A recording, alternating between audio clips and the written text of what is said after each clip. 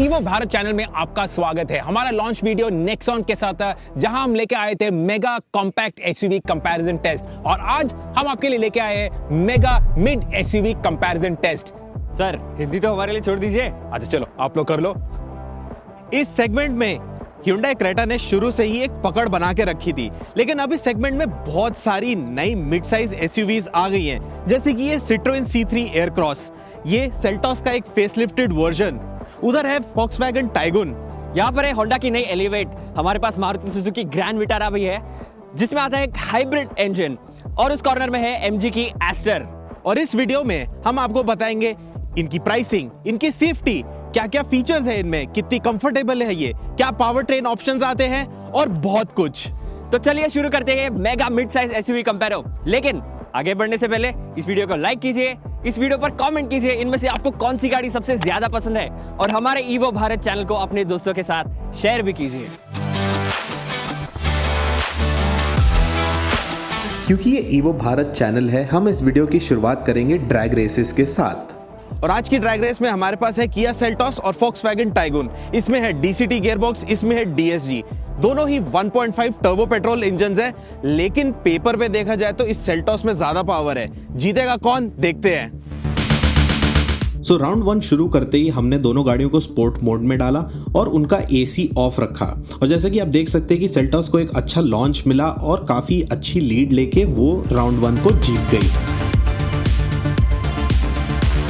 और राउंड 2 के लिए भी हमने सारी चीजों को सेम रखा, मगर टाइगुन को एक बेटर स्टार्ट मिली और टाइगुन राउंड 2 जीती। ये जरूर याद रखें कि उसमें 10 हॉर्स पावर कम है किया सेल्टॉस के मुकाबले में।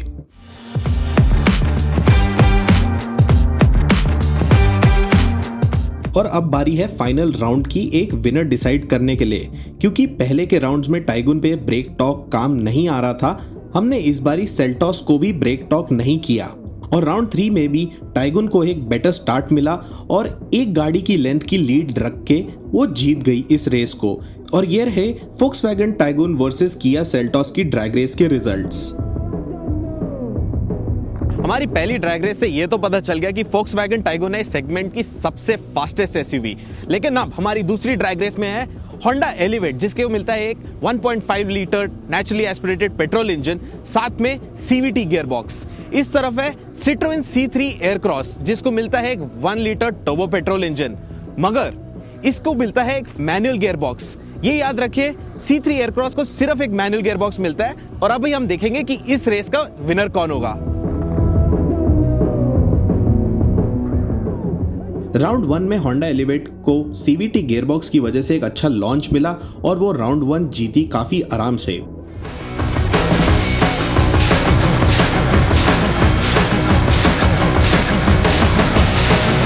Citroen C3 एयरक्रॉस में है 109 bhp और होंडा एलिवेट में है 119 bhp, मगर C3 एयरक्रॉस को है टॉर्क एडवांटेज, उसमें है 190 न्यूटन मीटर टॉर्क और एलिवेट के पास सिर्फ 145 न्यूटन मीटर। और राउंड 2 में C3 एयरक्रॉस इस एडवांटेज की वजह से जरूर जीती। राउंड 3 में भी हमें ये क्लियर एडवांटेज दिखी, मगर बिल्कुल ही नेक टू नेक रेस थी ये, और C3 एयरक्रॉस इस राउंड 3 को भी जीत गई। और ये रहे Citroen C3 Aircross versus Honda elevate की ड्रैग रेस के रिजल्ट्स।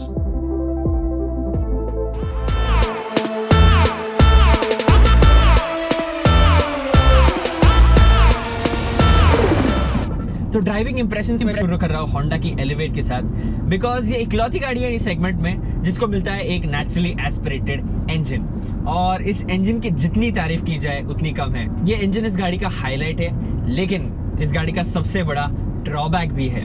पहले मैं आपको बताता हूँ ये इंजन खास क्यों है। टिपिकल होंडा फैशन में ये बहुत ही स्मूथ है, बहुत रिफाइंड है, और नेचुरली एस्पिरेटेड होने के कारण बहुत अच्छी तरह से रेव भी करता है, लेकिन ये इंजन सबसे स्लो भी है। ड्रैग रेस में आपने देखा होगा कि इसको Citroen C3 एयरक्रॉस ने भी हराया, जो कि इससे ज्यादा वजनदार गाड़ी है, इससे बड़ी गाड़ी है, फिर भी ये एलिवेट उसको हरा नहीं पाई है। आज मैं चला रहा हूँ एलिवेट का ये ऑटोमेटिक वेरिएंट, जिसमें आपको मिलता है एक CVT गियरबॉक्स। सिटी ड्राइविंग के लिए ये गियरबॉक्स तो एकदम परफेक्ट है, लेकिन आपको एलिवेट को थोड़ा सा भी एंथुसियास्टिकली चलाना होगा तो आप मैनुअल ट्रांसमिशन ही चूज कीजिए। जैसे कि मैंने आपको पिछली बार बताया था अपने कॉम्पैक्ट एसयूवी कंपैरो में, मैग्नेट को भी एक सीवीटी गियरबॉक्स मिलता है और सीवीटी गियरबॉक्स का एक ट्रेट होता है जिसको कहते हैं रबर बैंड इफेक्ट। और जैसे ही आप गाड़ी को फ्लोर करते हैं, एक्सीलेटर पूरा देते हैं, इसके रेव्स जो है वो एकदम ऊपर चले जाते हैं। और क्योंकि इस गियरबॉक्स में कोई गियर्स नहीं होते हैं, इसको मैक्सिमम परफॉर्मेंस गाड़ी से निचोड़ने के लिए उसके इंजन के रेव्स हमेशा हाई रखने पड़ते हैं, जो कि एकदम वेग बात है। ये सीवीटी गियरबॉक्स इस इंजन को बहुत ही स्ट्रेस्ड बना देता है। तो सच में अगर आपको एंथुसियास्टिकली चलाना है एलिवेट को, तो आप वो जो 6 स्पीड मैनुअल गियरबॉक्स इसमें आता है उसको ही चूज कीजिए। मैंने उस गियरबॉक्स के साथ भी एलिवेट को चलाया और सच में वो गियरबॉक्स सच में लाजवाब है। उसके शिफ्ट छोटे हैं, एकदम टैक्टाइल लगता है। और उस गियरबॉक्स के साथ क्योंकि आपको इस इंजन पर पूरा कंट्रोल मिलता है, आप वाकई में इस गाड़ी की ड्राइविंग का मजा ले सकते हैं। तो देखा जाए तो एलिवेट बेसिकली एक होंडा सिटी है, बट लेकिन एक एसयूवी पैकेज में। इसकी ग्राउंड क्लियरेंस बहुत अच्छी है, इसका जो अंदर से बाहर का व्यू है वो बहुत अच्छा है। इसका बॉनेट जो है वो रेज्ड है, मैं गाड़ी के चारों कॉर्नर्स को देख सकता हूँ और उसकी वजह से मैं गाड़ी को प्रिसाइसली कहीं पर भी प्लेस कर सकता हूँ। हैंडलिंग की बात की जाए तो एक फेयरली टॉल एसयूवी होने के बावजूद भी इसकी हैंडलिंग जो है वो बहुत अच्छी है।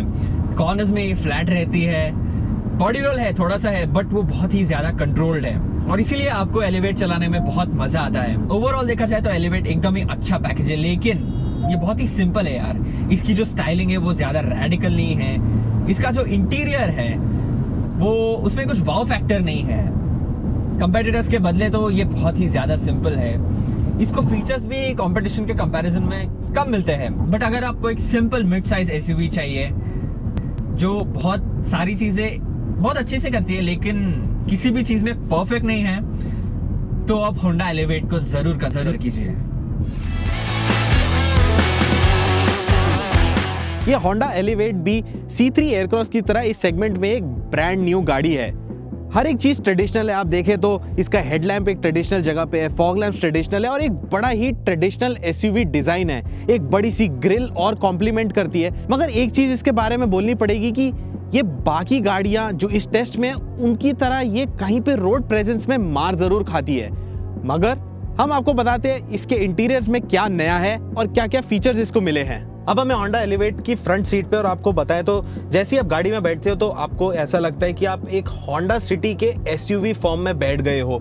हर एक चीज काफी अच्छी प्रीमियम क्वालिटी की है। सीट्स बहुत ही कंफर्टेबल है जैसे एक होंडा सिटी में होती है। स्टीयरिंग व्हील का फिनिश और फील बहुत अच्छा है। आपको एयरकॉन के लिए बटन्स और टॉगल स्विचेस दे रखे जैसे आप देख सकते हो। टच स्क्रीन बेस्ट नहीं बोलूंगा इस सेगमेंट में, बट काम की है, आपका काम हो जाएगा उससे।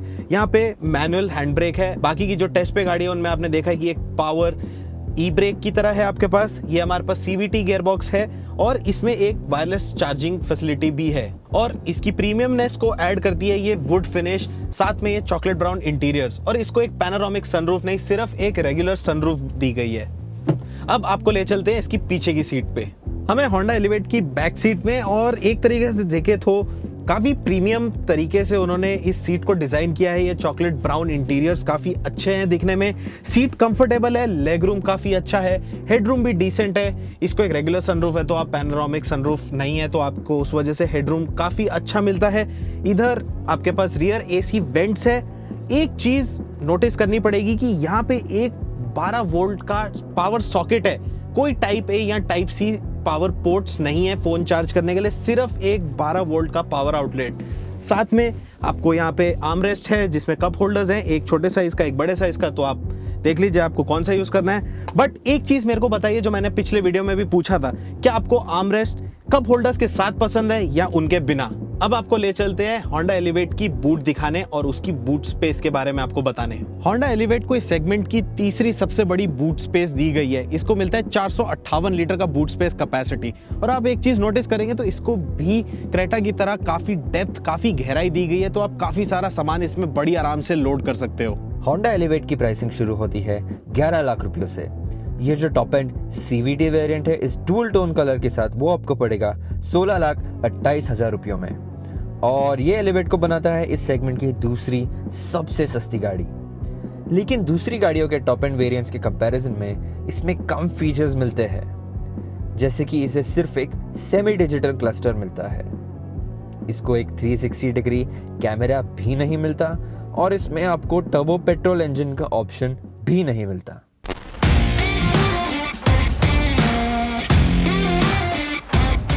मैंने आपको बताया था कि सिर्फ एलिवेट को मिलता है इस सेगमेंट में एक naturally aspirated engine. I am sorry, मैं गलत हूं, लेकिन पूरी तरह से तो बिल्कुल नहीं, क्योंकि आज जो हम ग्रैंड विटारा चला रहे हैं वो इसका एक हाइब्रिड वेरिएंट है और इस हाइब्रिड वेरिएंट पे आपको मिलता है एक नेचुरली एस्पिरेटेड इंजन एक इलेक्ट्रिक मोटर के साथ। और ये इलेक्ट्रिक मोटर इस इंजन को बहुत अच्छी तरह से असिस्ट करती है दोनों एक्सेलरेशन और फ्यूल एफिशिएंसी के मामले में। पावर फिगर्स की अगर बात की जाए तो ये जो ग्रैंड विटारा है वो इस सेगमेंट की सबसे कम पावरफुल कार है। इसका जो पावर ट्रेन है वो टोटल आउटपुट प्रोड्यूस करता है 114 bhp और 141 Nm की, लेकिन ये सबसे स्लो बिल्कुल नहीं है इस हाइब्रिड पावर ट्रेन के कारण ही। इस हाइब्रिड वेरिएंट पे आपको मिल जाता है एक CVT गियरबॉक्स और ये जो इलेक्ट्रिक मोटर है वो उसको बहुत अच्छी तरह से असिस्ट करती है। वो जो लो एंड टॉर्क है वो आपको इस इलेक्ट्रिक मोटर से मिलता है। जो एक CVT गियरबॉक्स के साथ प्रॉब्लम होता है वो रबर बैंड डिफेक्ट का, वो ये सॉल्व करता है लो एंड टॉर्क प्रोवाइड करके। वो जो टॉर्क का गैप है वो बहुत अच्छी तरह से फिल करता है ये। इनफैक्ट इस गाड़ी का 0 to 100 km/h का जो टाइम है वो एलिवेट से पूरा 1 सेकेंड कम है। एलिवेट इससे ज्यादा पावरफुल है उसके बावजूद भी। और ड्रैग रेस में भी आपने देखा होगा ये गाड़ी स्लो बिल्कुल नहीं है। ठीक है, वो बातें तो थी एक्सेलरेशन की, लेकिन इस पावर ट्रेन का जो यूएसपी है, जो इसका यूनिक सेलिंग पॉइंट है, वो है इसकी फ्यूल एफिशिएंसी। मैं इस गाड़ी को सुबह से चला रहा हूँ और बीच बीच में थोड़ा फास्ट भी चला रहा हूँ, लेकिन फिर भी ये हमें ऑलमोस्ट 19 km/लीटर का एवरेज दे रही है, जो वाकई में बहुत लाजवाब है। और सिटी में अगर आप इसको एकदम आराम से चलाते हैं तो वो एवरेज का फिगर है वो और भी बढ़ जाता है। मैंने सबसे हाईएस्ट इस पे देखा है वो है 25 km/लीटर, जो कि वाकई में बहुत अच्छा है इस साइज के कार के लिए। तो ओवरऑल देखा जाए तो ये जो ग्रैंड विटारा है वो उस एलिवेट के बदले एक बेटर कार है, बिकॉज आपको इस पर इस स्ट्रॉन्ग हाइब्रिड पावर ट्रेन का ऑप्शन मिलता है। इसमें ज्यादा फीचर्स भी है। एक पैनोरामिक सनरूफ है। हाँ, इसका ये जो सनब्लाइंड है वो थोड़ा फ्लिमजी जरूर है, बट है बहुत बड़ा है। और ये पैनोरामिक सनरूफ, इसमें कूल्ड सीट्स मिलता है आपको, एक डिजिटल क्लस्टर मिलता है जो बहुत सारी इंफॉर्मेशन आपको डिस्प्ले करता है, वायरलेस एप्पल कारप्ले और एंड्रॉइड ऑटो मिलता है इस इंफोटेनमेंट के साथ। और ये ग्रैंड विटारा एक ऐसा फीचर भी आपको ऑप्शनली ऑफर करती है जो इस सेगमेंट की कोई गाड़ी ऑफर नहीं करती, और वो है ऑल व्हील ड्राइव। यस, आपको ग्रैंड विटारा में ऑल व्हील ड्राइव का ऑप्शन मिलता है, बट वो सिर्फ मैनुअल वेरिएंट पे मिलता है। वो एक थोड़ा सा सैड पार्ट है, क्योंकि वो जो ऑल व्हील ड्राइव सिस्टम है वो वाकई में बहुत ही बढ़िया है। ग्रैंड विटारा की राइड क्वालिटी तो बहुत अच्छी है, लेकिन इसकी हैंडलिंग और भी ज्यादा अच्छी है। इसका स्टीयरिंग जो है वो प्रिसाइज है और इसकी जो चैसी है वो एकदम टॉर्शनली रिजिड है, बहुत ही फर्म है, जो कि इसको बहुत ही अच्छे हैंडलिंग कैरेक्टरिस्टिक्स देती है। इनफैक्ट इस सेगमेंट में वोक्सवैगन टाइगून सिर्फ एक दूसरी ऐसी गाड़ी है जो आपको हैंडलिंग और राइड कंफर्ट का परफेक्ट कॉम्बिनेशन देती है ग्रैंड विटारा के अलावा। एक फैक्ट मैं आपको बता देता हूँ, मारुति सुजुकी जो है वो अभी इंडिया में सबसे ज्यादा एसयूवीज बनने वाला मैन्युफैक्चरर बन गई है, और इसका पूरा क्रेडिट जाता है इस ग्रैंड विटारा को। हाल ही में ग्रैंड विटारा ने अपना फर्स्ट बर्थडे सेलिब्रेट किया, और इसके फर्स्ट बर्थडे के पहले ही मारुति ने इसके 1 लाख यूनिट्स ऑलरेडी बेच दिए हैं। और वो फैक्ट इसको बनाता है India fastest mid size SUV to cross the 1 lakh unit mark, जो वाकई में काबिले तारीफ है। और इसके सक्सेस का क्रेडिट जाता है इसके सारे फीचर्स को, इस हाइब्रिड पावर ट्रेन को। ये वाकई में एक बहुत ही केपेबल कार है और इस सेगमेंट में अपने राइवल्स को बहुत ही टफ फाइट देती है।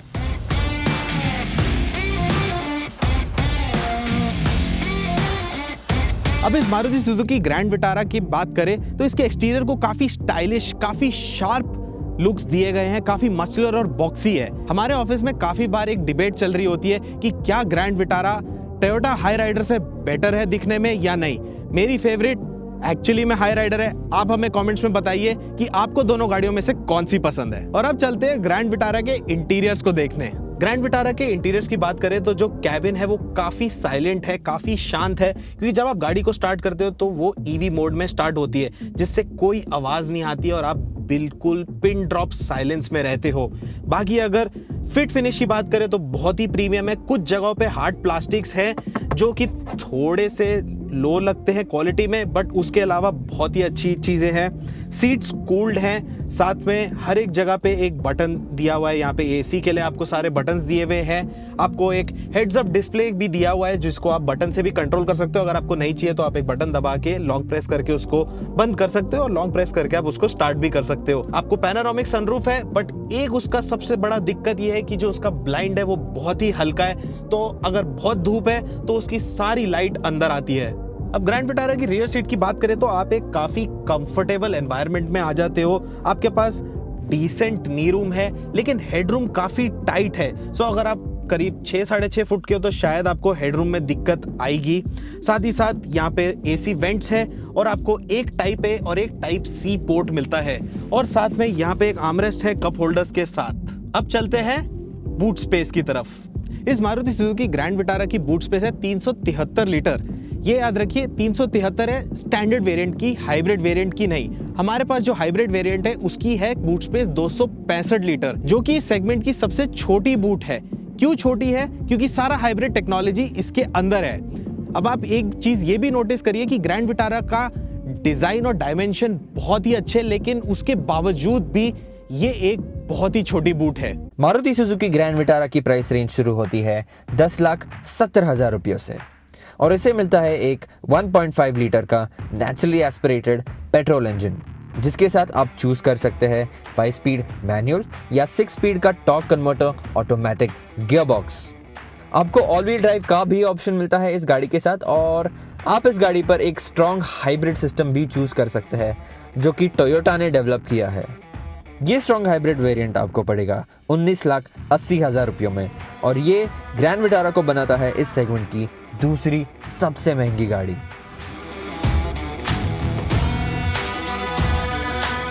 कोरियन ब्रांड किया के इंडिया सक्सेस की कहानी इसके फर्स्ट प्रोडक्ट ने लिखी थी, और इसका फर्स्ट प्रोडक्ट था ये सेल्टॉस मिड साइज एसयूवी। और आज मैं बैठा हूँ सेल्टॉस के फेसलिफ्टेड वेरिएंट में, और इस फेसलिफ्ट के साथ आपको मिलते हैं शार्पर लुक्स। इस गाड़ी के स्टाइल की बात रोहन करेगा, लेकिन इस सेगमेंट में सबसे ज्यादा खूबसूरत यही गाड़ी दिखती है मेरे ओपिनियन में।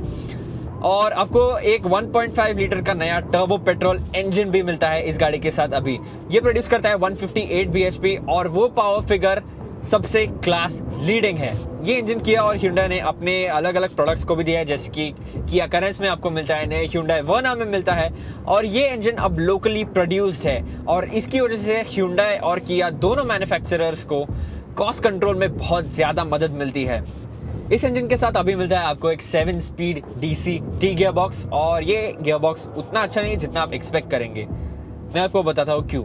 सबसे पहली बात तो ये दूसरे DCTs के जितना फास्ट नहीं है। आपने देखा होगा कि हमारे ड्रैग रेस में ये जो सेल्टॉस है सबसे पावरफुल होने के बावजूद भी सेकंड आई थी, और उसका कारण है सिर्फ और सिर्फ ये गियर बॉक्स। ये इसको अच्छी तरह से लॉन्च करने में हेल्प नहीं करता, थोड़ा सा टाइम लेता है। इनिशियल रिस्पॉन्स इसका जो है वो अच्छा नहीं है, और ये गियर बॉक्स एक DSG के कंपैरिजन में, वोक्सवैगन की DSG के कंपैरिजन में ज्यादा फास्ट भी नहीं है, बट एक नॉर्मल टॉर्क कन्वर्टर के कंपैरिजन में ये फास्ट बिल्कुल है।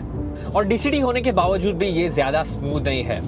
हाँ, DCT गियर बॉक्सेस थोड़े स्पोर्ट ओरिएंटेड होते हैं, बट सिटी में आपको इसका एहसास हो जाएगा जब आप बम्पर टू बम्पर ट्रैफिक में ये गाड़ी चला रहे होंगे। इसकी शिफ्ट थोड़ी से जर्की है मिड रेंज और हाई रेंज में। लो रेंज में ये सीमलेस जरूर है, बट जब आप इसको एंथुसियास्टिकली चलाएंगे तब आपको समझेगा कि DCT के कंपैरिजन में तो ये गियर बॉक्स इतना अच्छा तो नहीं है, बट बुरा भी नहीं है। नई सेल्टॉस में आपको मिलते हैं 18 इंच के एलॉय व्हील्स।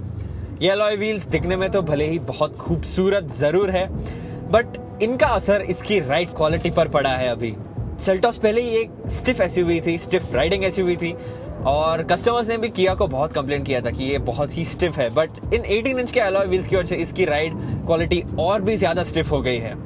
और उसका एहसास आपको तब होगा जब आप सेल्टॉस को खराब रास्तों पर चलाएंगे, छोटे छोटे गड्ढों पर से चलाओगे, स्पीड ब्रेकर्स पे चलाओगे, बिकॉज उनका एहसास आपको अभी और भी ज्यादा प्रोमिनेंट होता है इसके केबिन में, इसके स्टीयरिंग व्हील पे। अब सेल्टॉस के हैंडलिंग की बात की जाए तो ये इस सेगमेंट की one of the better handling SUVs है, बट इस सेगमेंट का क्लास लीडर अभी भी टाइगून ही है। इसके बड़े टायर्स जो है वो इसको कॉर्नर्स में अच्छी ग्रिप तो जरूर प्रोवाइड करते हैं, बट इसकी जो चैसी है वो अभी भी वेल सॉर्टेड नहीं लगती है, थोड़ी सी सॉफ्ट लगती है। बट ये जो ओवरऑल कॉम्बिनेशन है सेल्टॉस का टर्बो पेट्रोल का डीसीटी गियरबॉक्स के साथ, इस गियरबॉक्स के साथ आपको पैडल शिफ्टर्स भी मिलते हैं और ये जो स्टिफ राइड क्वालिटी है वो इसको एक वाकई में good to drive, fun to drive SUV बनाती है। पहले की तरह इस सेल्टॉस में आपको मिलते हैं 3 ड्राइविंग मोड्स, इकोनॉमी, नॉर्मल और स्पोर्ट, और इनका फर्क जो है वो आपको इसके थ्रॉटल रिस्पांस और इंजन रिस्पांस में समझेगा। ड्राइविंग मोड्स के अलावा सेल्टॉस को मिलते हैं 3 ट्रैक्शन मोड्स भी, मड, स्नो और सैंड, जो कि एकदम पॉइंटलेस है, एकदम यूजलेस है। ये एक फ्रंट व्हील ड्राइव गाड़ी है और 99% ऑफ द ओनर्स इसको ऑफ रोड पे तो बिल्कुल नहीं चलाने वाले हैं, इसको ऑफ रोडिंग बिल्कुल भी लेके नहीं जाने वाले हैं। ये ट्रैक्शन मोड्स इसके ट्रैक्शन कंट्रोल को कंट्रोल करता है और इसकी वजह से आपको अलग अलग सर्फेसेस पर अलग अलग तरह का ट्रैक्शन कंट्रोल का इंटरवेंशन मिलेगा। बट फिर भी इस सिस्टम पर पूरी तरह से आप रिलाय मत कीजिए, बिकॉज ये गाड़ी एक फ्रंट व्हील ड्राइव कार है। एकदम घने कीचड़ में ये गाड़ी अगर फंस जाती है तो ये ट्रैक्शन मोड्स कुछ भी काम के नहीं है, आपको एक ट्रैक्टर की ही मदद लेनी होगी इसको बाहर निकालने में। सेल्टॉस के ओवरऑल इंटीरियर की क्वालिटी है वो भी इस सेगमेंट में सबसे अच्छी है। जो फिट एंड फिनिश है वो वाकई में बहुत अच्छी है, सॉफ्ट टच मटेरियल्स है और जो टॉगल स्विचेस है प्लास्टिक के जरूर है, मेटल के नहीं है, बट वो बहुत ही अच्छा फील करते हैं। इसके जो पैडल शिफ्टर्स है वो भी एकदम टैक्टाइल है और यूज करने में वाकई में इनको बहुत मजा आता है। और इस इंटीरियर का ये जो ऑल ब्लैक थीम है वो भी मुझे वाकई में बहुत पसंद है। इसको एक स्पॉटी अपील देता है, हाँ इसको थोड़ा सा क्लॉस्ट्रोफोबिक जरूर बनाता है, बट ओवरऑल देखा जाए तो इंटीरियर के मामले में रोहन आपको और भी ज्यादा बताएगा इसके फीचर्स के बारे में। इसमें बहुत सारे एडास के फीचर्स भी है, बट इंटीरियर के बारे में बात किया जाए तो मुझे सबसे ज्यादा सेल्टॉस ही पसंद है इस सेगमेंट में।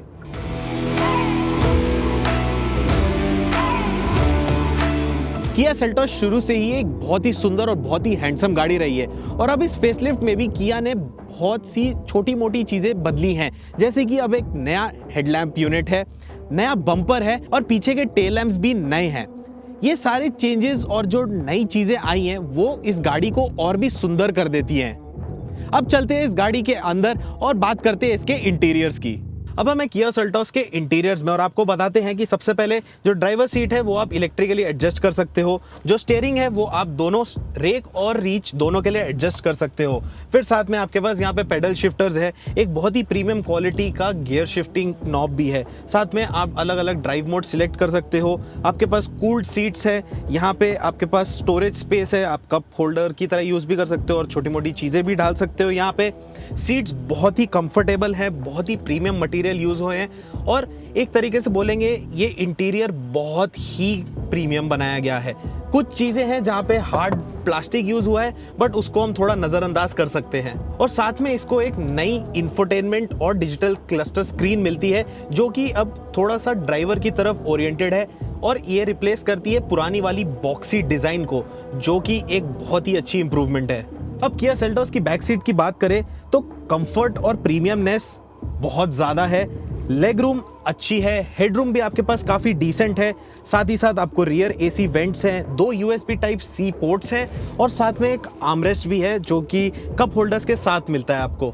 और एक खास फीचर ये भी है, आपको मिलते हैं ब्लाइंड्स, जिसकी वजह से आप बाहर की लाइट को भी कम कर सकते हो और ये साथ ही साथ एक बहुत ही प्रीमियम फील देता है अंदर कैबिन को। अब आपको दिखाते हैं किया सेल्टॉस की बूट। किया सेल्टॉस की बूट की बात करें तो ना ही ये ज़्यादा बड़ी है ना ही ये ज़्यादा छोटी है। इसको मिलता है 433 लीटर का कैपेसिटी और एक खास बात यह है कि इसका लोडिंग बे फ्लैट है, जिससे आप बड़ी आराम से बड़े बैग्स अंदर डाल सकते हो और बाहर निकाल सकते हो। किया सेल्टॉस के टॉप एंड वेरिएंट के लिए आपको देने पड़ेंगे 20,30,000 रुपए और ये इसे बनाता है इस सेगमेंट की सबसे महंगी गाड़ी।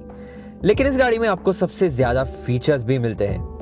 बिल्ड क्वालिटी और इंटीरियर क्वालिटी दोनों ही आसानी से इस गाड़ी की बेस्ट इन क्लास है और सेल्टॉस में आपको वाइडेस्ट इंजन और ट्रांसमिशन ऑप्शंस भी मिलते हैं। आप चूज कर सकते हैं 1.5 litre naturally aspirated petrol engine या 1.5 लीटर टर्बो पेट्रोल इंजन या एक टर्बो डीजल इंजन भी। नेचुरली एस्पिरेटेड इंजन आता है 6 स्पीड मैनुअल या एक CVT के साथ और टर्बो पेट्रोल इंजन के साथ आप चूज कर सकते हैं IMT या DCT गियरबॉक्स।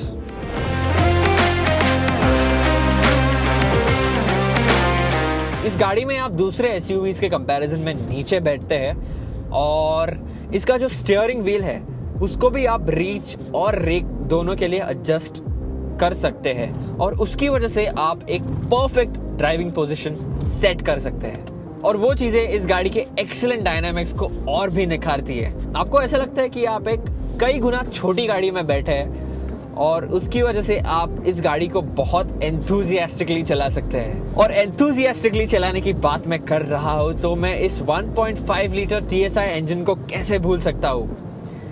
ये इस सेगमेंट का सबसे पावरफुल इंजन तो नहीं है, बट आर्ग्यूएबली इस सेगमेंट का सबसे अच्छा इंजन है।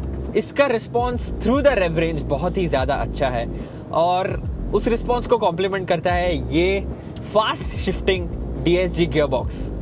ये गियरबॉक्स भी बहुत अच्छा है। जब आप टाइगुन को सिटी में चलाते हैं, स्लो स्पीड्स पे चलाते हैं, तब ये गियरबॉक्स स्मूथ होता है, बट जब आप इसको थोड़ा एंथुजियास्टिकली चलाते हैं तब ये बहुत ही फास्ट शिफ्ट्स प्रोवाइड करता है, जो कि ड्राइविंग एक्सपीरियंस को और भी ज्यादा निखारता है।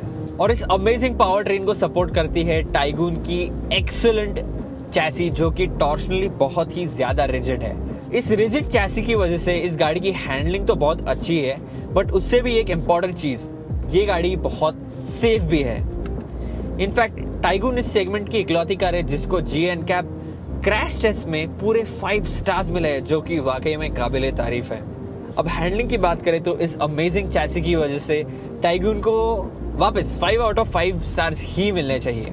और जैसे कि मैंने आपको बोला, इसकी जो चैसी है इसके पावर ट्रेन को बहुत ही अच्छे से कॉम्प्लीमेंट करती है, बहुत अच्छे से सपोर्ट करती है। ऐसा लगता है वोक्सवैगन ने टाइगुन को कुछ महीने पहले इंट्रोड्यूस किया था, बट इस गाड़ी को अभी 3 साल पूरे हो जाएंगे, जो कि एक बहुत ही लंबा पीरियड है ऑटोमोटिव टर्म्स में। इन 3 सालों में कंपटीशन ने फीचर्स के मामले में तो कॉट अप कर लिया है और इसी की वजह से टाइगुन थोड़ी सी डेटेड लगने लगी है। अभी इसका जो डिजाइन है, इसका जो इंटीरियर है, वो थोड़ा सा डेटेड लगने लगा है। उस अच्छी और फर्म हैंडलिंग की वजह से आपको ऐसा लगता होगा कि टाइगुन का राइड कंफर्ट जो है वो ज्यादा अच्छा नहीं होगा, बट ऐसी बात बिल्कुल नहीं। ये गाड़ी ट्रिपल डिजिट स्पीड्स पर हाईवे पर एकदम स्टेबल रहती है और अंडुलेशन जो होते हैं हाईवे में उसको बहुत ही अच्छी तरह से आयन आउट कर देती है। वही नहीं, इसकी लो स्पीड राइड जो है वो भी बहुत अच्छी है।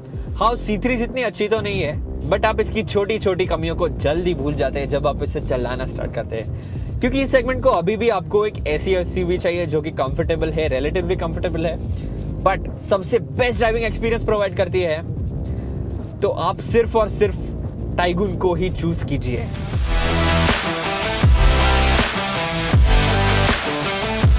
अगर हम Volkswagen टाइगुन के एक्सटीरियर की बात करें तो उसको काफी सिंपल, नीट और क्लीन रखा गया है। एक तरीके से ये काफी अच्छे से एज किया है डिजाइन, और आप अगर इसको साइड से देखेंगे तो आपको एक्चुअल में पता चलेगा ये गाड़ी कितनी कॉम्पैक्ट है। ये सिर्फ 4.2 मीटर्स लंबी है, तो एक्चुअल में आपको इसका डायमेंशन समझ आएगा। आप अगर इसको किया सेल्टॉस के साथ में पार्क करो तो आपको सही में पता चलेगा कि एक सेल्टॉस इसके सामने काफी प्रीमियम है, तो शायद आने वाले टाइम में एक टाइगुन को फेसलिफ्ट जरूर मिलेगा। अब चलते हैं टाइगुन के इंटीरियर्स में। अब टाइगुन के अंदर हम आ गए हैं तो आपको बताते हैं कि इसका काफी सिंपल और सोबर इंटीरियर्स रखे गए हैं। एक तो ये गाड़ी इस सेगमेंट में एक लौती गाड़ी है जिसको 5 स्टार ग्लोबल NCAP रेटिंग मिली गई है, यानी ये सबसे सेफ गाड़ी है। इसके AC कंट्रोल्स को टच सेंसिटिव बटन्स दिए गए हैं। सीट्स फैब्रिक है मगर बहुत ही कंफर्टेबल है, और काफी जगहों में हार्ड प्लास्टिक्स का यूज है जो कि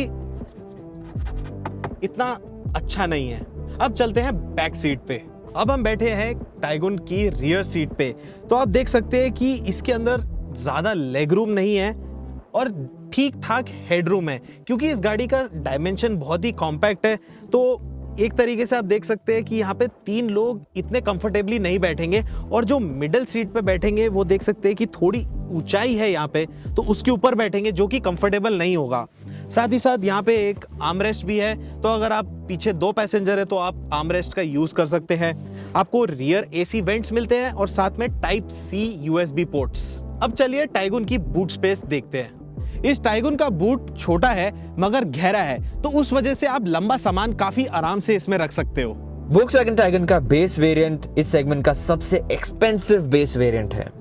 1 लीटर इंजन की प्राइसिंग शुरू होती है 11,61,000 रुपयों से, और इस टॉप एंड 1.5 लीटर इंजन वाले वेरिएंट के लिए आपको देने पड़ेंगे 19,36,000 रुपए।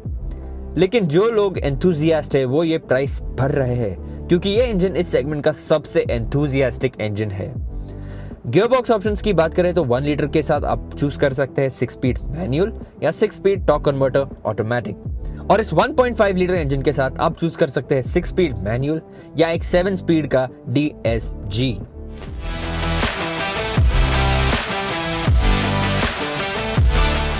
अब मैं चला रहा हूँ Citroen C3 Aircross और फर्स्ट इंप्रेशन मेरा ये है कि मैं एक बहुत पुरानी गाड़ी चल रहा हूँ, बिकॉज ये गाड़ी एकदम बेसिक है। इनफैक्ट इस सेगमेंट की सबसे बेसिक कार है ये। बाहर से देखा जाए तो इसको मिलते हैं हैलोजन हेडलाइट्स LEDs के जमाने में। फ्लिप अप डोर हैंडल्स अपने लास्ट कब देखे थे यार एक नई गाड़ी पर, और अंदर भी सेम स्टोरी है। इसका डैश का डिजाइन जो है वो तो ठीक है, इसकी इंफोटेनमेंट टच स्क्रीन वाकई में लाजवाब है, बहुत ज्यादा अच्छी है, रिस्पॉन्सिव है, इंटुइटिव है। इसको वायरलेस एप्पल कारप्ले मिलता है और एंड्रॉइड ऑटो भी। लेकिन दूसरी सभी चीजें, manual air conditioning, exposed USB ports और प्लास्टिक्स की क्वालिटी भी ज्यादा अच्छी नहीं है।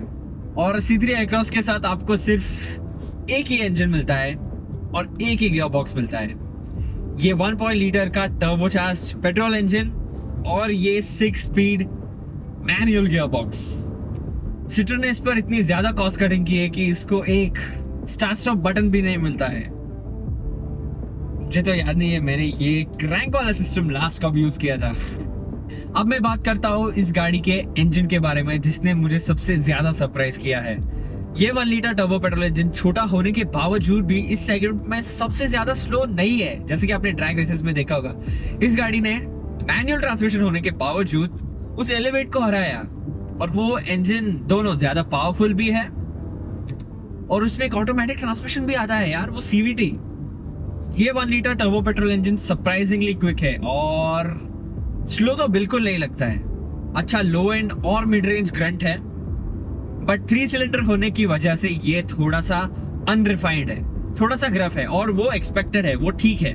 बट ये जो अच्छा परफॉर्मेंस प्रोवाइड करता है उसकी वजह से आप उस दूसरे फैक्टर को आसानी से नजरअंदाज कर सकते हैं। वो जो रफनेस है उसको आप नजरअंदाज कर सकते हैं। गियरबॉक्स की बात करें तो ये जो मैनुअल ट्रांसमिशन है ये भी बुरा नहीं है। एक जापानीज गियरबॉक्स की तरह स्लिक तो नहीं है, बट इसको चलाने में मुझे मजा आ रहा है सरप्राइजिंगली। क्लच का एक्शन लाइट है, थ्रोज लंबे जरूर है, बट ठीक है यार, ओके, इसको चलाने में तो मजा आ रहा है। अब मैं बात करता हूँ Citroen C3 Aircross के USP की, और वो इस Citroen ब्रांड की भी USP है, और वो है इस गाड़ी की राइड क्वालिटी। Citroen हमेशा कहता है कि उनकी जो गाड़ियां होती है वो सेगमेंट में सबसे ज्यादा कंफर्टेबल होती है, और ये जो C3 Aircross है वो भी एक्सेप्शन नहीं है। इसकी राइड क्वालिटी सॉफ्ट है और खराब रोड्स को ये बहुत अच्छी तरह से डैम्पन करती है। बट एक और सरप्राइजिंग फैक्टर है, आप सोच रहे होंगे कि सॉफ्ट राइड क्वालिटी की वजह से इसकी हैंडलिंग खराब होगी, लेकिन वो केस बिल्कुल नहीं है। इस सेगमेंट की सबसे लंबे SUV होने के बावजूद भी ये कॉर्नर्स को बहुत अच्छी तरह से टैकल करती है। एज एक्सपेक्टेड बॉडी रोल तो है, थोड़ा सा बॉडी रोल तो है, बट वो भी कंट्रोल्ड है, उसको आप बहुत अच्छी तरह से कंट्रोल कर सकते हैं। ये स्टीयरिंग व्हील भी उतना बुरा नहीं है, बहुत ज्यादा प्रिसाइज भी नहीं है, बट बहुत ज्यादा वेग भी नहीं है। इनफैक्ट कॉर्नर्स में आपको हद से ज्यादा फीडबैक प्रोवाइड करता है ये, जो कि वाकई में एक बहुत अच्छी बात है। और इस बड़े C3 Aircross की हैंडलिंग इसके छोटे भाई C3 हैचबैक से भी अच्छी है। वो तो बहुत ज्यादा रोल हुआ करती थी, बट Citroen ने उस इशू को इस बड़े SUV में सॉल्व कर दिया है। इनफैक्ट जब सिरिश सर ने C3 को पहली बार चलाया था तो उनको उसका बॉनेट खोलना पड़ा और देखना पड़ा कि उसमें एंटी रोल बाज है कि नहीं। इतना ज्यादा बॉडी रोल था, एंटी रोल बाज होने के बावजूद भी उस गाड़ी में बहुत प्रोमिनेंट बॉडी रोल था, बट इस केस में वो इशू बिल्कुल नहीं है। तो C3 Aircross के प्राइस और प्रैक्टिकलिटी को जब आप कंसिडर करते हैं तो आपको ये पता चलता है कि ये इस टेस्ट की सबसे सेंसिबल SUV है। हाँ, इसमें फीचर्स भले ही कम है, बहुत कम है इनफैक्ट, बट जो चीजें हैं जैसे कि ये स्ट्रॉन्ग इंजन, इसकी सुपर ब्राइट क्वालिटी और इसकी फैंटास्टिक प्रैक्टिकलिटी ऑल राउंड, तो वही सब चीजें इसको एक USP देते हैं और इसे बहुत ज्यादा सेंसिबल बनाते हैं। ये एक बहुत ही सेंसिबल बाइक है। ये है Citroen C3 Aircross जो कि बनी है Citroen C3 के ऊपर। ये याद रखिए कि Citroen C3 1.5 सेगमेंट नीचे है इस गाड़ी से। अब इसकी स्टाइलिंग की बात करें तो ये C3 की स्टाइलिंग एलिमेंट्स को आगे लेके आती है, मगर साथ में इसको बहुत ही स्टाइलिश, एक बड़ा ही मस्कुलर लुक और साथ ही साथ थोड़ा लंबा भी बनाती है। आप देख सकते हैं इसका बोनेट थोड़ा ऊंचा है, इसकी ग्राउंड क्लियरेंस 200 मिलीमीटर है, इसके व्हील्स 17 इंच है और अगर आप साइड से देखेंगे तो ये थोड़ी लंबी क्यों है, क्योंकि ये अपनी यूएसपी छुपाती है जो कि है तीसरी रो। इस सेगमेंट में एक लौती गाड़ी जिसमें 3 रो है, यानी ये एक 7 सीटर है। अब बात करते हैं इंटीरियर्स की। सबसे पहले तो यहाँ पे कोई स्टार्ट स्टॉप बटन नहीं है, आपको मैनुअली गाड़ी स्टार्ट करनी पड़ती है। उसके बाद कोई ऑटोमेटिक क्लाइमेट कंट्रोल नहीं है, सब कुछ मैनुअल है। यहाँ पे आपके पास नॉब्स हैं जिससे आप एसी कंट्रोल कर सकते हो। मैनुअल गियरबॉक्स का ऑप्शन है जो कि सिर्फ 6 स्पीड मैनुअल मिलता है इस गाड़ी में, आपको कोई सनरूफ नहीं है और एक तरीके से देखा जाए तो हर एक चीज बहुत ही बेसिक है। अब चलते हैं मिडल रो में। अब हम C3 एयरक्रॉस के मिडल रो में और यहाँ पे लेग रूम तो भर भर के है। सीट्स बहुत ही कंफर्टेबल है, हेडरूम काफी अच्छा है। यहाँ पे ये आनंद की ड्राइविंग पोजीशन, आनंद 5 फीट 10 इंच है और उनकी ड्राइविंग स्टाइल पे ये सीट एडजस्टेड है। और देखिए मेरे पास कितना रूम है, नीचे भी मेरे पाँव अंदर जा सकते हैं, बहुत जगह है, तो बहुत ही कंफर्टेबल है। मगर आपको यहाँ पे आर्मरेस्ट नहीं मिलता है, यहाँ पे सनरूफ नहीं है, बल्कि यहाँ पे एसी वेंट्स है और साथ में ये ब्लैक कलर का नॉब है। और बाकी गाड़ियों की तरह इस गाड़ी के अंदर डोर पे पीछे के पैसेंजर्स के लिए विंडो ऑपरेशन के बटन्स नहीं है, बल्कि आपको आगे झुकना पड़ता है, जो कि मेरे को बहुत अजीब लगता है। और अगर आपको फोन चार्ज करना है तो पीछे के पैसेंजर्स को टाइप सी पोर्ट्स नहीं मिलेंगे, सिर्फ 2 टाइप ए पोर्ट्स ही मिलते हैं। अब चलते हैं लास्ट रो में, देखते हैं कि हम एक्चुअली फिट आएंगे कि नहीं उसमें। आपको बताते हैं C3 एयरक्रॉस की लास्ट रो में कैसे जाते हैं। यहाँ पे एक लीवर है और बड़ी आसानी से ये सीट टंबल हो जाती है। यहाँ पे आप देख सकते हैं जगह ज्यादा नहीं है, तो आप किसी लंबी ड्राइव पे तो जा नहीं सकते। फिट हम आ गए, बट ये एक बच्चे के लिए ही सीट ठीक है। बात करते हैं Citroen C3 एयरक्रॉस की बूट स्पेस की। सबसे पहली चीज तो ये इस सेगमेंट की बेस्ट इन क्लास है, इसको मिलता है 511 लीटर बूट स्पेस का। और एक चीज और है कि Citroen इसको 7 सीटर नहीं 5+2 सीटर बुलाती है। और साथ ही साथ आप इसकी थर्ड रो, जो लास्ट रो है, उसको बाहर भी निकाल सकते हैं ऐसे। सबसे पहले सीट को फोल्ड करिए, यहाँ पे आपके पास एक लीवर है, इसको उठाइए और आप इस सीट को अपने साथ घर भी ले जा सकते हैं। Citroen की C3 आती है सिर्फ एक इंजन ऑप्शन के साथ, 1.2 लीटर का 3 सिलेंडर टर्बो पेट्रोल, और आप चूज कर सकते हैं ये इंजन 3 ट्रिम लेवल्स में। इसमें ऑटोमेटिक नहीं मिलता है और जैसे कि रोहन ने आपको बताया इसमें बहुत कम फीचर्स भी है, फीचर्स बहुत मिसिंग है।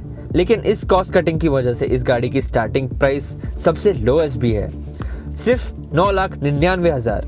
ये टॉप स्पेक मैक्स वेरिएंट आपको पड़ेगा 12,75,000 रुपयों में, जो कि एक्सेलेंट वैल्यू है।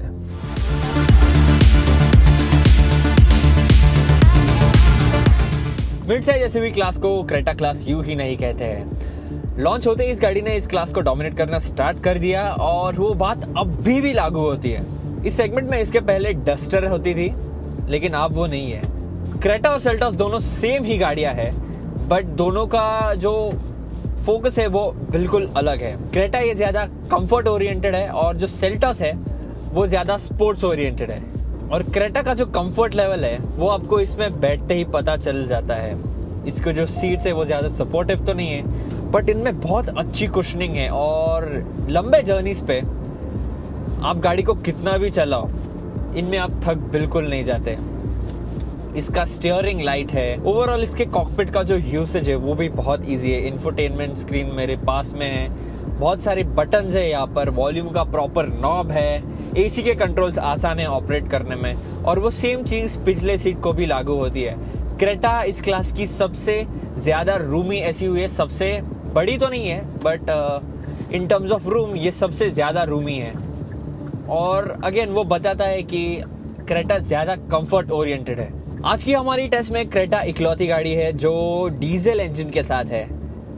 इसको पेट्रोल इंजन भी मिलते हैं, बट हमने डीजल इंजन पर्टिकुलरली चूज किया बिकॉज सबसे ज्यादा इसका डीजल इंजन का वेरिएंट ही बिकता है। और ये क्रेटा का डीजल इंजन जो है वो वाकई में बहुत अच्छा है। डीजल इंजन होने के बावजूद ये रिफाइंड है, ज्यादा नॉइजी भी नहीं है और ज्यादा वाइब्रेशंस भी ट्रांसमिट नहीं करता केबिन में। क्रेटा का सस्पेंशन जो है वो भी बहुत ही अच्छा है। ये इस टेस्ट की one of the most comfortable SUV है, बट इसकी हैंडलिंग भी बहुत अच्छी है, बुरी नहीं है, एकदम टॉप लेवल की नहीं है, टाइगून जितनी अच्छी नहीं है, उतनी फर्म नहीं है, लेकिन ये एक प्रॉपर ऑलराउंडर है। इसको चलाना भी बहुत आसान है। इसका क्लच लाइट है, स्टीयरिंग लाइट है और गियर शिफ्ट प्रिसाइज होने के कारण आप उन्हें भी एकदम आसानी से चेंज कर सकते हैं। तो ओवरऑल ये गाड़ी टाइगून जितनी एंथुजियास्टिक तो नहीं है, बट ये बहुत ही अच्छी प्रॉपर ऑलराउंडर है अभी भी। क्रेटा में सिर्फ थोड़े से इश्यूज है और वो है, पहली बात तो इसकी स्टाइलिंग पर्सनल चीज होती है, लेकिन अभी भी कितने साल हो गए, 3 साल हो गए, 3 साल के बाद भी इसकी स्टाइलिंग मुझे अच्छी लगने नहीं लगी है। दूसरी चीज है इसका इंटीरियर तो बहुत अच्छा है, लेकिन ये अभी डेटेड लगने लगा है। इसका जो स्क्रीन है, जो ये सेमी डिजिटल इंस्ट्रूमेंट क्लस्टर है, वो कंपटीशन जितना अच्छा तो बिल्कुल नहीं है। और तीसरी बात है इसकी सेफ्टी। हाँ, इसमें 6 एयरबैग्स वगैरह तो मिल जाते हैं, बट इसकी जो सेफ्टी रेटिंग है वो अभी भी कम है। बट Hyundai अपने सेफ्टी पे अभी बहुत फोकस कर रही है। नए वर्ना को देख लीजिए, उसको 5 स्टार्स रेटिंग मिल गए हैं। और जो क्रेटा का फेसलिफ्ट आएगा, आई होप उसके भी 5 स्टार रेटिंग मिल जाएंगे। तो ये थोड़ी चीजें है जिसमें क्रेटा पीछे है अभी भी, बट आज भी आप इस गाड़ी के साथ चूक नहीं सकते। आज भी अगर किसी को एक मिड साइज एसयूवी रेकमेंड करनी होगी तो क्रेटा का नाम मेरे लिस्ट में सबसे ऊपर वाले पोजीशंस पर ही होगा।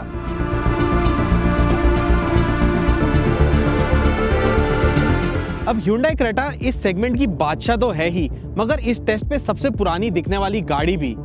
आने वाले टाइम में हो सकता है कि इसको एक फेसलिफ्ट जरूर मिलेगा, मगर तब भी पिछले महीने में इस गाड़ी ने 14,000 यूनिट बेचे हैं और ये सालों से इस सेगमेंट में इंडिया की best selling mid size SUV रह चुकी है। अब चलते हैं इसके इंटीरियर में और आपको बताते हैं इसमें क्या क्या है। सबसे पहले तो इसकी ड्राइवर सीट को आप इलेक्ट्रिकली एडजस्ट कर सकते हो अपने ड्राइविंग स्टाइल और पोजीशन में। ये गाड़ी 2020 में आई थी, तो इसमें ADAS फीचर्स नहीं है, मगर आपको फिर भी क्रूज कंट्रोल जरूर मिलता है। अब हमारे पास जो ये गाड़ी टेस्ट पे आई है वो है डीजल और साथ में इसको मिलता है एक 6 स्पीड मैनुअल गियर बॉक्स। यहाँ पे स्टोरेज कंपार्टमेंट्स है, यहाँ आप कप होल्डर्स की तरह यूज कर सकते हो। आपको कूल्ड सीट्स मिलती है। ये जो इंफोटेनमेंट स्क्रीन है ये बहुत ही स्मूथ है यूज करने के लिए। आपके पास ऑटोमेटिक क्लाइमेट कंट्रोल है और साथ में एक पैनोरामिक सनरूफ भी है। और अब आपको बता दें पीछे की सीट के बारे में। अब क्रेटा की पीछे की सीट की बात करें तो बहुत ही कंफर्टेबल है। आपके पास अच्छा हेडरूम है, लेग रूम भी काफी और अंडर थाई सपोर्ट भी है। जब मैं लेग रूम की बात करता हूं तो आप देख सकते हैं कितना ज्यादा गैप है और ये सीट आनंद की ड्राइविंग पोजीशन पे सेट हुई हुई है। आनंद की हाइट है 5 फुट 10 इंच, तो देखिए कि कितनी स्पेस है। साथ ही साथ यहाँ पे एक आर्म रेस्ट है जिसमें कप होल्डर्स है, AC वेंट्स है और एक टाइप A चार्जिंग सॉकेट है और एक छोटा सा स्टोरेज कंपार्टमेंट। और साथ में इसको भी मिलते हैं ब्लाइंड्स, जिससे आप बाहर की लाइट को कम कर सकते हो और आपको एक पर्सनल स्पेस भी मिलता है। एक चीज और मैं आपको बताऊंगा कि इसके जो बेज लाइट कलर्ड इंटीरियर्स है उसकी वजह से जो कैबिन है वो बहुत ही एरी लगता है और बहुत ही स्पेशियस लगता है। अब Hyundai क्रेटा की बूट स्पेस की बात करें तो इसको भी Kia Seltos की तरह 433 लीटर का कैपेसिटी है और इसका भी लोडिंग बे फ्लैट है, तो आप कोई भी बड़ा या छोटा बैग बड़ी आराम से अंदर डाल सकते हो और निकाल सकते हो। Hyundai क्रेटा की प्राइस रेंज शुरू होती है 10,85,000 रुपयों से और जाती है ऑल द वे टिल 19,20,000। हमारी टेस्ट कार जो कि डीजल मैनुअल है आपको पड़ेगी 16,32,000 रुपयों में। क्रेटा में थोड़े फीचर्स जरूर मिसिंग है, लेकिन वो चीज एक्सपेक्टेड है क्योंकि ये इस टेस्ट की सबसे पुरानी गाड़ी है। इंजन ऑप्शंस की बात करें तो क्रेटा में आपको मिलता है एक नेचुरली एस्पिरेटेड पेट्रोल या टर्बो डीजल इंजन। दोनों इंजन के साथ आप यूज कर सकते हैं मैनुअल या ऑटोमेटिक गियर बॉक्स। Hyundai का जो नया 1.5 लीटर टर्बो पेट्रोल इंजन है वो जल्द ही क्रेटा में अवेलेबल होने वाला है।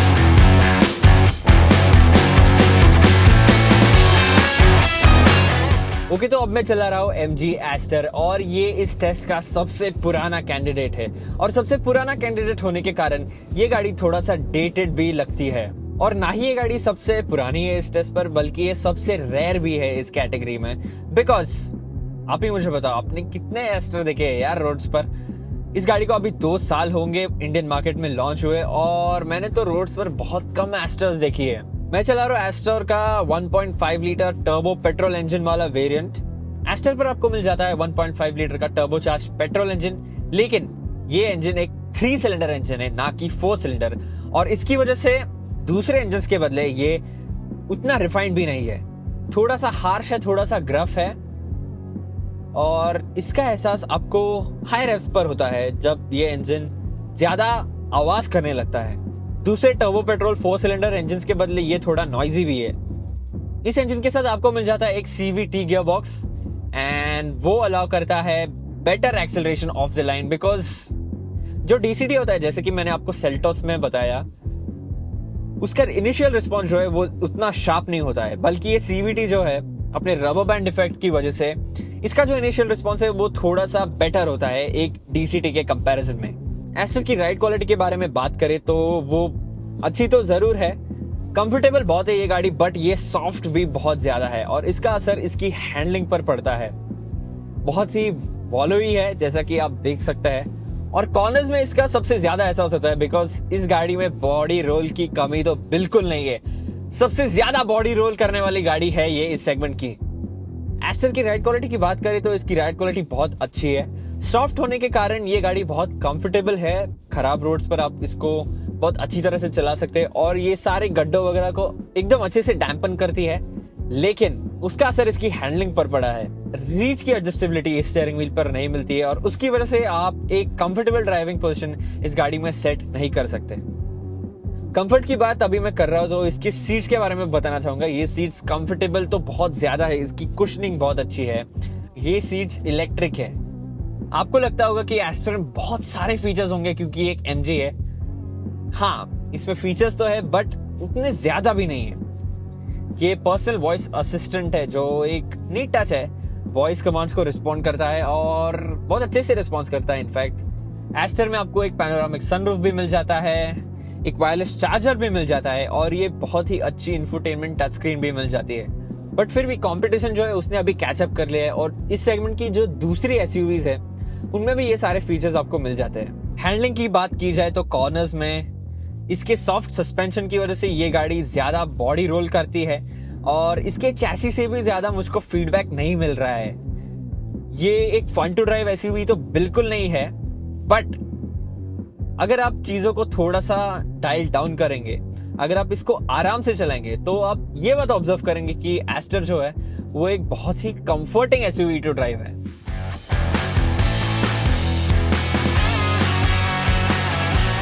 MG एस्टर इस सेगमेंट की पहली ऐसी गाड़ी बनी जिसको लेवल 2 ADAS फीचर्स मिले। साथ में इसकी स्टाइलिंग की बात करें तो काफी सिंपल और काफी स्ट्राइकिंग डिजाइन रखा गया है इसका। इसके हेडलाइट्स देखें तो बहुत ही कन्वेंशनल है और काफी अच्छे दिखते हैं। ये जो आप पेंट देख रहे हैं इस गाड़ी पे, ये फैक्ट्री पेंट नहीं है, इस गाड़ी पे रैप किया गया है हमारे एक दोस्त ने जिन्होंने हमें गाड़ी दी है टेस्ट के लिए। ये गाड़ी का एक्चुअल कलर व्हाइट है। अब बात करते हैं MG एस्टर के इंटीरियर्स के बारे में। MG एस्टर की फ्रंट सीट पे अब हम बैठे हैं और आपको सबसे पहले बताएं इसका स्टीयरिंग सिर्फ एडजस्ट होता है रेक के लिए बट रीच के लिए नहीं। साथ में आपको एक AI असिस्टेंट है, एक पैनोरामिक सनरूफ है, 2 कप होल्डर्स है, फिट फिनिश काफी अच्छा है, साथ में रेड स्टिचिंग दी गई है, यहाँ पे सॉफ्ट टच मटेरियल्स हैं और यहाँ पे अगर आप देखें तो ब्रिट डायनामिक है जो कि एक बैज है जो बताता है कि इस गाड़ी के अंदर एक टर्बो पेट्रोल इंजन है और इस गाड़ी में आप ड्राइवर सीट को इलेक्ट्रिकली एडजस्ट कर सकते हो। और अब चलते हैं पीछे की रो पे। अब बात करें MG एस्टर के रियर सीट्स की तो इसकी जो लेग रूम है वो C3 एयरक्रॉस जितनी नहीं है। अगर आप देख सकते हैं तो लेग रूम इतनी नहीं है, हेडरूम काफी है आपके पास। साथ में एक पैनोरामिक सनरूफ है और साथ में एक आर्मरेस्ट भी है आपके पास और उस आर्मरेस्ट के अंदर कप होल्डर्स भी है। पीछे आपको AC वेंट्स मिलते हैं और 2 टाइप A पोर्ट्स मिलते हैं आपके फोन को चार्ज करने के लिए। सीटिंग पोजीशन काफी अच्छी है बट थोड़ा अंडर थाई सपोर्ट कम है।